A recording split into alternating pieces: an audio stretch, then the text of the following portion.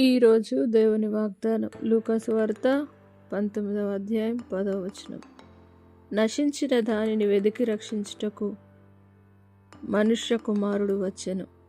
నా ప్రియ సహోదరి సహోదరులారా, ఈ లోకానికి యేసుక్రీస్తుల వారు రావడానికి గల కారణం నశించుచున్న మనల్ని వెదికి రక్షించుటకు ఆయన మనుష్య కుమారునిగా ఈ లోకానికి వచ్చాడు.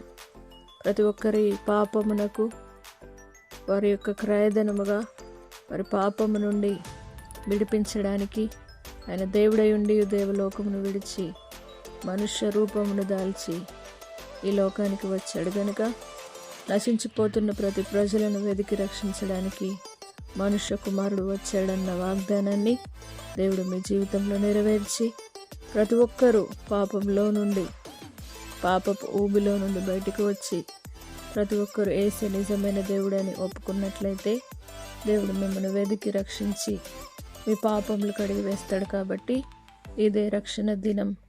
ఈ రక్షణ దినాన్ని మీరు స్వీకరించుదురుగాక. ప్రార్థన. పరిశుద్ధుడా, నమ్మదగిన దేవా, మీ వాగ్దానం గొప్పది.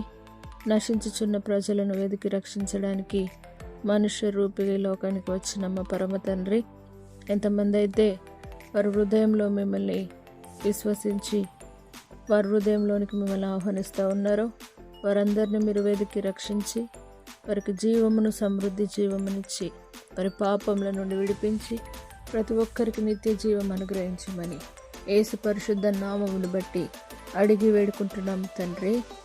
ఆమేన్. దేవుడు మిమ్మను దీవించును గాక.